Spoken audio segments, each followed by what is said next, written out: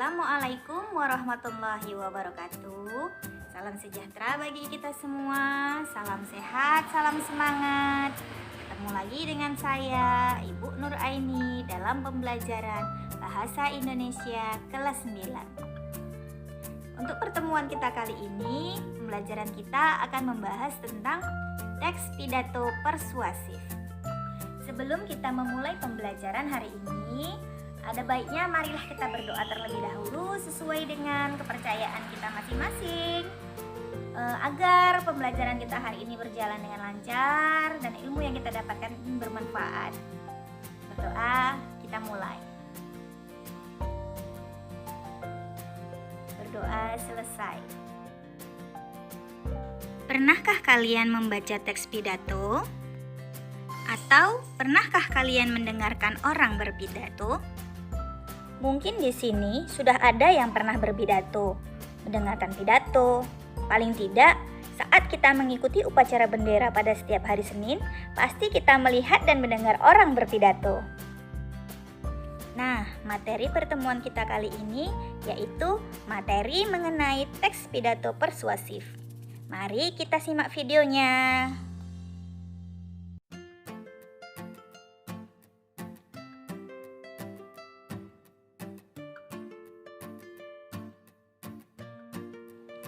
Dalam KBBI, pidato berarti pengungkapan pikiran dalam bentuk kata-kata yang ditujukan kepada khalayak.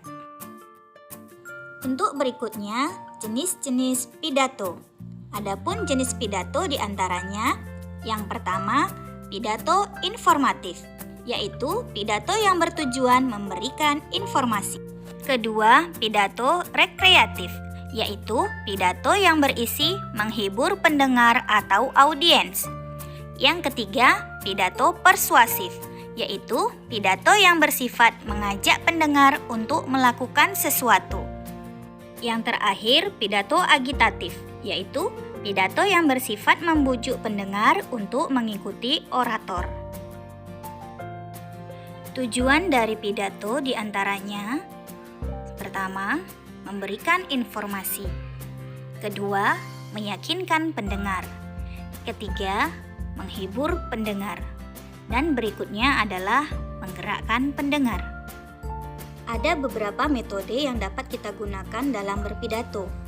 Di antaranya, yang pertama, memoriter, yaitu metode untuk menyampaikan pidato dengan cara menghafal.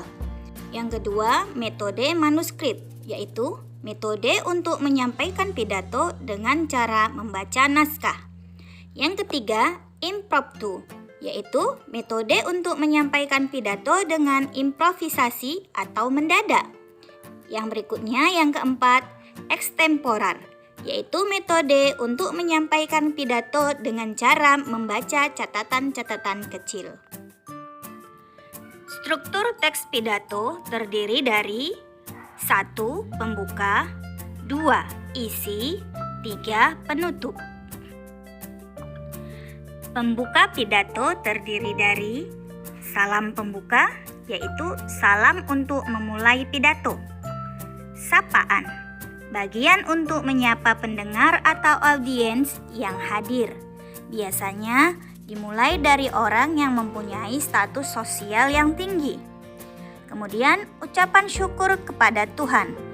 Ucapan syukur kepada Tuhan harus disampaikan sebagai bentuk rasa syukur dan doa supaya pidato yang disampaikan membawa manfaat. Kemudian, ucapan terima kasih. Tak lupa pula ucapan terima kasih yang ditujukan kepada pihak-pihak terkait yang telah membantu pelaksanaan kegiatan atau mengundang pembicara untuk pidato. Yang berikutnya adalah tujuan pidato. Berisi pembuka topik pidato. Berikut ini disajikan contoh pembuka dalam pidato.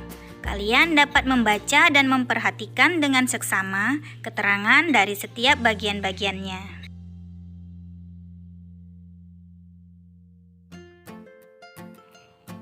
Berikutnya, isi pidato. Isi pidato terdiri dari pernyataan posisi, tahap argumen, kemudian penguatan posisi. Berikut ini ditampilkan contoh dari isi sebuah pidato. Kalian bisa membacanya dan melihatnya bahwasannya bagian pernyataan posisi ini ditandai dengan warna merah. Kemudian bagian tahap argumen ini diberi warna ungu. Contoh bagian isi berikutnya yaitu penguatan pernyataan posisi ini ditandai dengan warna hijau. Kalian bisa membaca dan memahaminya berulang-ulang. Berikut ini merupakan bagian penutup dari pidato. Terdiri dari simpulan, yaitu ringkasan atau simpulan dari isi pidato. Kemudian ada terima kasih, merupakan ucapan terima kasih kepada para pendengar. Kemudian ada permohonan maaf. Di sini permohonan maaf pembicara atas kesalahan kata atau perbuatan dalam menyampaikan pidato. Kemudian ada salam penutup. Salam penutup ini digunakan untuk menutup pidato. Berikut ini ditampilkan contoh dari bagian penutup sebuah pidato. Kalian bisa melihat dan membacanya serta memperhatikan keterangan-keterangan yang ditampilkan. Pembahasan berikutnya adalah ciri kebahasaan dari sebuah pidato. Yang pertama, nominalisasi. Yang kedua, kalimat pasif. Yang ketiga, pronomina. Yang keempat, kosakata. Nominalisasi. Nomina adalah kata benda. Nominalisasi adalah proses perubahan suatu kata yang mulanya bukan kata benda menjadi kata benda. Proses nominalisasi sebuah kata dapat kalian perhatikan dari tabel yang ditampilkan. Kalimat pasif. Kalimat pasif ditandai dengan predikat berimbuhan di. Digunakan untuk kata ganti orang ketiga. Dia, ia, nama orang, mereka. Untuk lebih jelasnya, kalian dapat melihat tabel yang disajikan. Misalnya, kalimat Pak Haji memegang sangkar burung. Pak Haji, subjek, memegang predikat. Sangkar burung, objek. Jika diubah menjadi kalimat pasif, menjadi sangkar burung dipegang Pak Haji, di mana sangkar burung yang menjadi subjek dipegang menjadi predikat, kemudian Pak Haji menjadi objek. Makna sama dalam bentuk berbeda. Berikut ini adalah pronomina. Kalian dapat melihat contoh pronomina dalam tabel yang disajikan dalam video ini. Kosakata terdiri dari 1. Istilah teknis. Contohnya, dalam pidato lingkungan terdapat penggunaan kata reboisasi, daur ulang.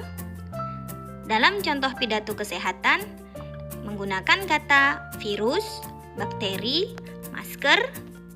Ataupun dalam pidato pendidikan misalnya menggunakan kata membaca atau kata daring. Kosakata berikutnya yang sering dipakai yaitu kata emotif dan kata persuasif. Kata emotif melibatkan perasaan atau emosi audiens.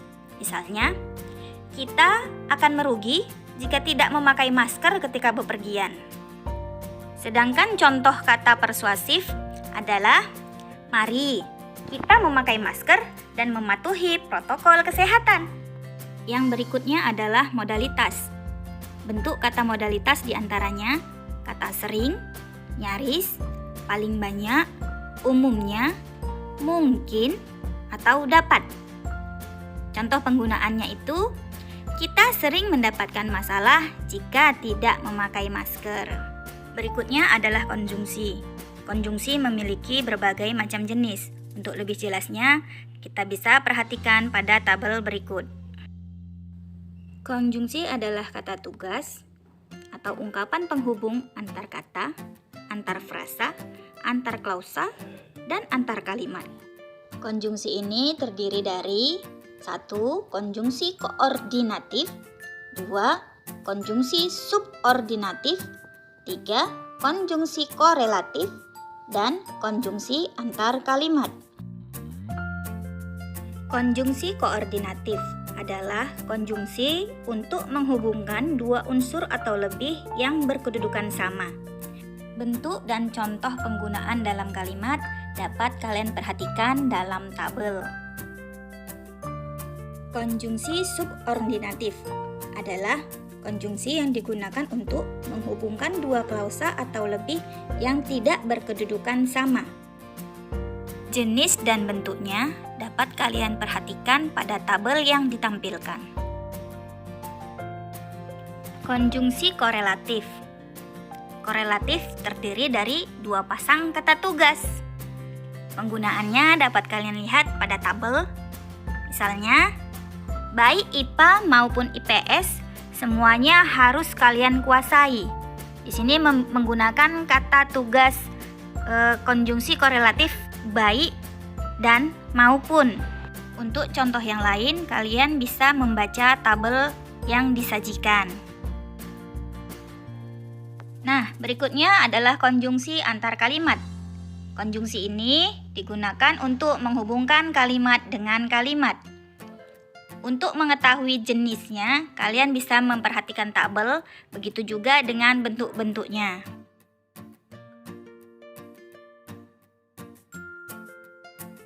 Demikianlah pembelajaran kita tentang teks pidato persuasif. Semoga apa yang sudah disampaikan dapat dipahami, juga bermanfaat untuk kita semua. Akhir kata, saya ucapkan terima kasih karena sudah menonton. Sampai jumpa kembali pada video berikutnya.